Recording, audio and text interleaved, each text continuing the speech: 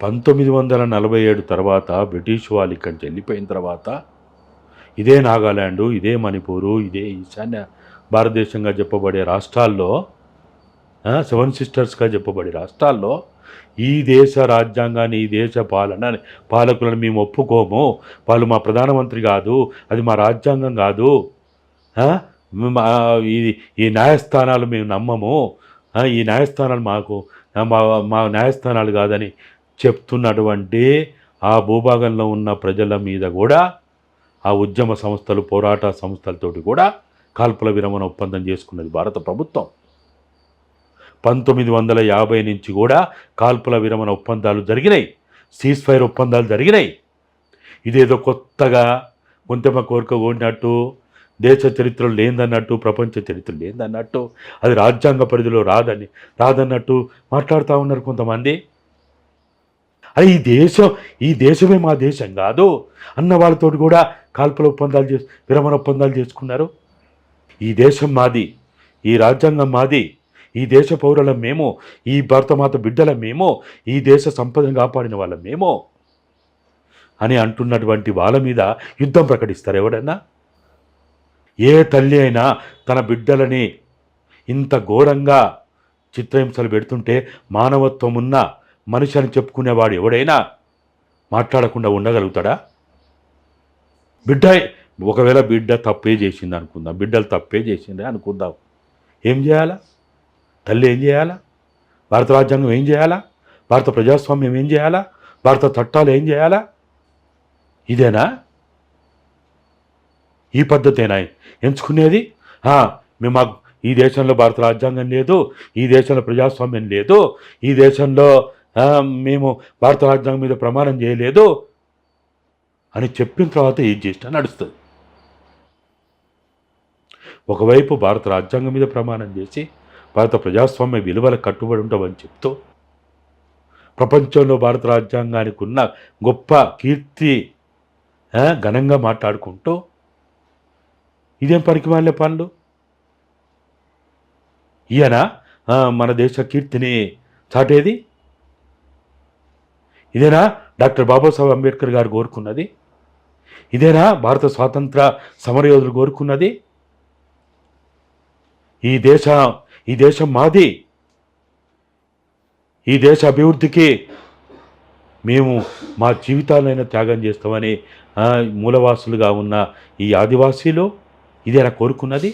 ఇదేనా ఆశించింది? బ్రిటిష్ వాళ్ళని నిలగొట్టడానికి చేసిన యుద్ధంలో ఆదివాసీలు ఎంతమంది త్యాగాలు చేసిండ్రు? ఇందుకోసమేనా? ఆ రోజు సంపదని తరలిస్తున్నప్పుడు ఆ రోజు ఉద్యమాలు చేసిండ్రు, ఆ రోజు పోరాటాలు చేసిండ్రు. మరి ఇప్పుడున్న ఈ పాలనలో ఇలా వాళ్ళు ఏమో కొత్తగా అడుగుతలేరమ్మా. ఇవాళ ఛత్తీస్గఢ్ కానీ లేకపోతే దండకారణ్య ప్రాంతంలో 5వ షెడ్యూల్ భూభాగంలో ఉన్న ప్రజలు కోరుకుంటున్నది, ముఖ్యంగా ఛత్తీస్గఢ్ ప్రజలు కోరుకుంటున్నారు, ఆదివాసులు కోరుకుంటున్నది 2022-23 నవంబర్లో ఎన్నికలు జరిగినాయి. అక్కడ 2023 నవంబర్లో 7, 17, 2 దఫలుగా ఎన్నికలు జరిగినప్పుడు భారతీయ జనతా పార్టీ ఇప్పుడు ప్రతిపక్షంలో ఉంది. మా ప్రభుత్వం వస్తే ప్రజలు మాకు పాలన చేయడానికి అవకాశం కల్పిస్తే మేము ఆదివాసీ సమస్యని చర్చల ద్వారా పరిష్కరిస్తాము, ఆదివాసీలకు అండగా ఉన్న మావోయిస్టులతోటి చర్చలు జరుపుతాము అని వాళ్ళు ఎన్నికల మేనిఫెస్టోలో పెట్టారు.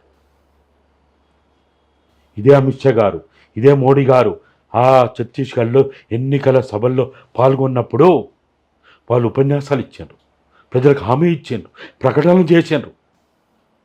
ఇవాళ మీలాంటి వాళ్ళు, మాలాంటి వాళ్ళు అందరం కూడా మీరిచ్చిన మాటను నిలబెట్టుకోండి.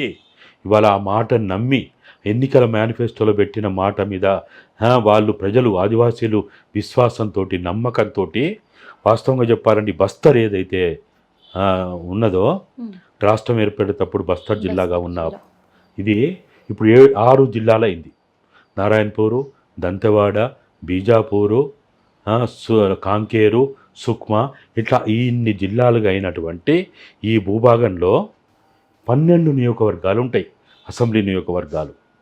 ఈ 12 అసెంబ్లీ నియోజకవర్గాల్లో గతం కాంగ్రెస్ ప్రభుత్వం ఏర్పాటైనప్పుడు ఒకే బీజేపీ ఎమ్మెల్యే గెలిచిండు.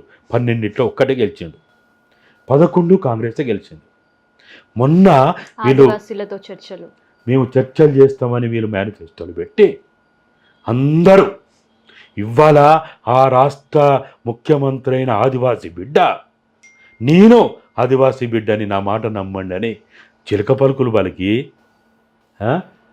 వాళ్ళని నమ్మేటట్టు చేసి ఆదివాసీ సంఘాలను పిలుచుకొని ఆదివాసీ ఆందోళన సంబంధించిన మూలవాసి ఆందోళన వాళ్ళని అందరిని పిలుచుకొని చెప్పి మాట్లాడి ఎన్నెన్నో చేసి ఇవాళ అక్కడ ఆ 12 నియోజకవర్గాల్లో ఇవాళ ఆడ బీజేపీ ప్రభుత్వం రావడానికి ప్రధాన కారణం అక్కడ గెలిచిన 8 బీజేపీ సీట్లే ముఖ్యం.